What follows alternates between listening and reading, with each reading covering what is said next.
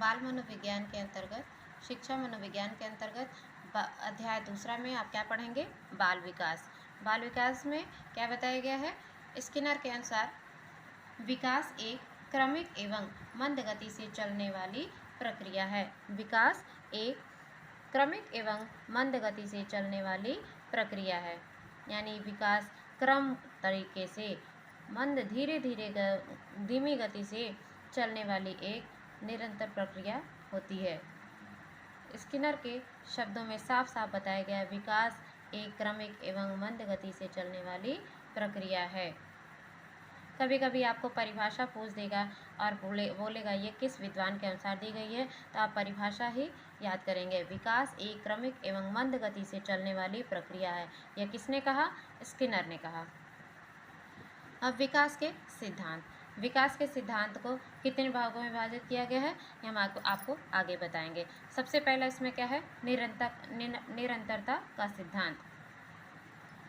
इस सिद्धांत के अनुसार विकास एक न रुकने वाली प्रक्रिया है, यानी यह एक जीवन पर्यंत चलती है। धीमी गति से ही चलती है, लेकिन जीवन पर्यंत चलती है।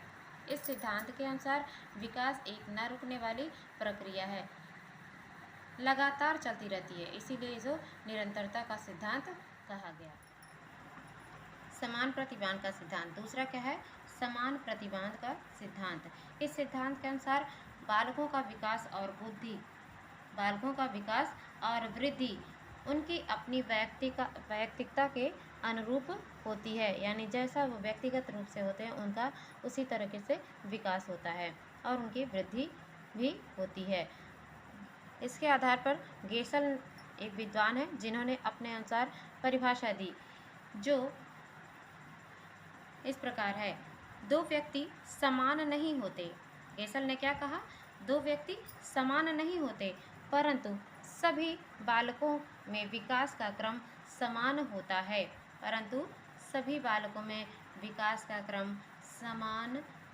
है। तीसरा क्या है? विकास क्रम की एक रूपता। यह सिद्धांत बताता है कि विकास की गति एक जैसी न होने तथा पर्याप्त वैयक्तिक अंतर पाए जाने पर भी विकास की गति एक जैसी न होने तथा पर्याप्त वैयक्तिक अंतर पाए जाने पर भी विकास क्रम में कुछ एक रूपता के दर्शन होते हैं। विकास क्रम की एक रूपता के सिद्धांत में क्या बताया गया कि विकास की गति एक जैसी न होने तथा पर्याप्त वैयक्तिक अंतर पाए जाने पर भी विकास क्रम में कुछ एक रूपता के दर्शन होते हैं। मतलब तमाम तरीके के अंतर पाए जाते हैं व्यक्ति में, फिर भी कुछ एक रूपता विकास की जरूर होती है, जिसे हम विकास क्रम की एक रूपता कहते हैं। चौथा क्या है सिद्धांत? वृद्धि एवं विकास की गति की दर एक सी नहीं रहती, यानी हमेशा वृद्धि और विकास एक तरह से नहीं होता बच्चों में। ठीक है। इस प्रक्रिया में विकास शैशवावस्था के शुरू के वर्षों में यह गति कुछ तीव्र होती है। इस प्रक्रिया में क्या होता है? बचपन में यानी शैशवावस्था के शुरू के वर्षों में यह गति कुछ तीव्र होती है। बहुत तेज़ी से बढ़ते बच्चे, जैसे शिशु होते हैं, छोटे बच्चे जब जन्म लेते हैं उस समय क्या होता है? बहुत तीव्र गति होती है। किसकी? विकास की। परंतु बाद के वर्षों में मंद पड़ जाती है। पांचवा सिद्धांत है विकास सामान्य से विशेष की ओर चलता है। इस प्रक्रिया में शुरू से एक नवजात शिशु रोने और चिल्लाने में उसके सभी अंग प्रत्यंग भाग लेते हैं, परंतु बाद में यह क्रियाएं उसकी आँखों और वाक तंत्र यानी वोकल सिस्टम तक सीमित हो जाती हैं, यानी वो अपनी आँखों से और भाषा बोल करके उसको प्रकट कर लेता है अपने विचार को। ठीक है। इसीलिए कहा जाता है विकास सामान्य से विशेष की ओर चलता है। सामान्य तरीके से बालक एक सामान्य तरीके से होता है शुरू में, यानी नवजात शिशु रोने और चिल्लाने में उसके सभी अंग प्रत्यंग भाग लेते हैं। वह रो चिल्ला करके अपनी बातों को प्रकट कर लेता है, अपने भाव को समझा लेता है, परंतु बाद में यही क्रियाएं उसके आँखों और वाक तंत्र तक, भाषा तक सीमित हो जाती है। छठवां क्या है? परस्पर संबंध का सिद्धांत।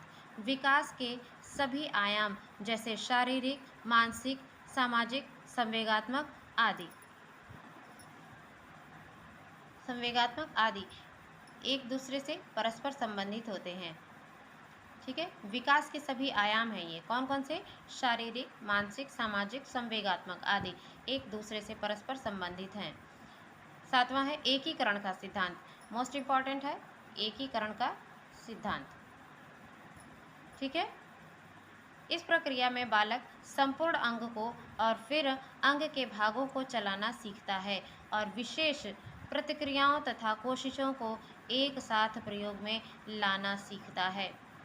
ठीक है, इस प्रक्रिया में बच्चा क्या होता है? संपूर्ण अंग को और फिर अंग के भागों को चलाना सीखता है। ठीक है, जैसे पूरा हाथ पहली बार दिखाता है, फिर उंगलियों का प्रदर्शन करता है, इस तरह से वह सामान्य से विशेष की ओर जाता है, यानी विशेष प्रतिक्रियाओं तथा कोशिशों को एक साथ प्रयोग में लाना सीखता है।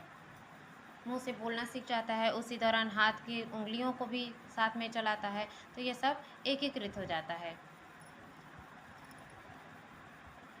आठवां है विकास की भविष्यवाणी की जा सकती है। विकास की भविष्यवाणी भी की जा सकती है, किसके आधार पर? इस प्रक्रिया में बालकों की मानसिक योग्यताओं के ज्ञान के सहारे उसके आगे के मानसिक विकास के बारे में पूर्वानुमान लगाया जा सकता है। किस तरह का उसका विकास हुआ है उसको भी या हो सकता है उसका भी अनुमान लगाया जा सकता है। इस प्रक्रिया के इस सिद्धांत के अनुसार यह बताया गया है कि बालकों की मानसिक योग्यताओं के ज्ञान के सहारे उसके आगे के मानसिक विकास के बारे में पहले से ही अनुमान लगाया जा सकता है। नौवां सिद्धांत है विकास लंबवत सीधा न होकर वर्तुलाकार होता है। वर्तुलाकार मतलब जहाँ से शुरू होता है वहीं जाकर समाप्त हो जाता है। इस प्रक्रिया में बालक एक सी गति से सीधा चलकर विकास को प्राप्त नहीं होता। ठीक है, एक जैसी गति से नहीं चलता है। ठीक है, बल्कि बढ़ते हुए पीछे हटकर, कभी बढ़ता है फिर पीछे हट जाता है, अपने विकास को परिपक्व और स्थायी बनाते हुए वर्तुलाकार आकृति की तरह आगे बढ़ता है। ठीक है, बच्चों में पहले शारीरिक क्षमता उतनी तेज़ नहीं होती है, लेकिन वह क्या करते हैं बाद में वो बहुत ही क्षमता वाले हो जाते हैं, यानी वो बहुत ही अच्छे विकास कर जाते हैं। फिर भी अंत में क्या होता है, वो स्थायी बनाते हुए परिपक्व जब हो जाते हैं और स्थायी हो जाते हैं तो फिर क्या होता है, उनके शरीर की क्षमता घटने लगती है। इसीलिए कहा गया ये वर्तुलाकार होता है। इनका विकास, बच्चों का विकास कैसा होता है? वर्तुलाकार होता है। इस प्रक्रिया में क्या बताया गया? बालक एक सी गति से सीधा चलकर विकास को प्राप्त नहीं होता, बल्कि बढ़ते हुए पीछे हटकर अपने विकास को परिपक्व और स्थायी बनाते हुए वर्तुलाकार आकृति की तरह आगे बढ़ता है। 10वां क्या है? दसवां सिद्धांत क्या है? विकास की दिशा का सिद्धांत। इस सिद्धांत के अनुसार विकास की प्रक्रिया पूर्व निश्चित दिशा में आगे बढ़ती है, पहले से ही निश्चित रहती है उसकी दिशा। ठीक है, प्रक्रिया की यह दिशा व्यक्ति के वंशानुगत एवं वातावरणजन्य कारकों से प्रभावित होती है। विकास की दिशा, अच्छी दशा और दिशा कब होती है? जब उनका वंशानुक्रम अच्छा होता है और उनका वातावरण अच्छा होता है, तो क्या होता है, सब अच्छे से विकास होता है। यानी इसीलिए विकास की दिशा के सिद्धांत के अंतर्गत यह बताया गया कि विकास की प्रक्रिया पूर्व निश्चित दिशा में आगे बढ़ती है, यानी पहले से ही पता चल जाता है कि उस वातावरण का व्यक्ति किस तरह का विकास कर सकेगा। ठीक है। 11 आंशिक पुनर्वलन का सिद्धांत। इसके प्रतिपादक जॉन डोनाल्ड नील मिलर हैं। इस सिद्धांत के प्रतिपादक कौन है? आंशिक पुनर्वलन का सिद्धांत, इस सिद्धांत के प्रतिपादक कौन है? जॉन डोनाल्ड नील मिलर हैं। याद रखिएगा, इस सिद्धांत के प्रतिपादक कौन है, इंपॉर्टेंट है, नील मिलर हैं। ठीक है, जॉन डोनाल्ड नील मिलर हैं। पुनर्वलन से तात्पर्य है कि किसी अनुक्रिया को बार बार दोहराने की संभावना किसी अनुक्रिया को यानी रिस्पॉन्स जो मिलता है उसको बार बार दोहराने की संभावना का बढ़ना यह सतत पुनर्बलन की अपेक्षा अधिक प्रभावी भी होता है।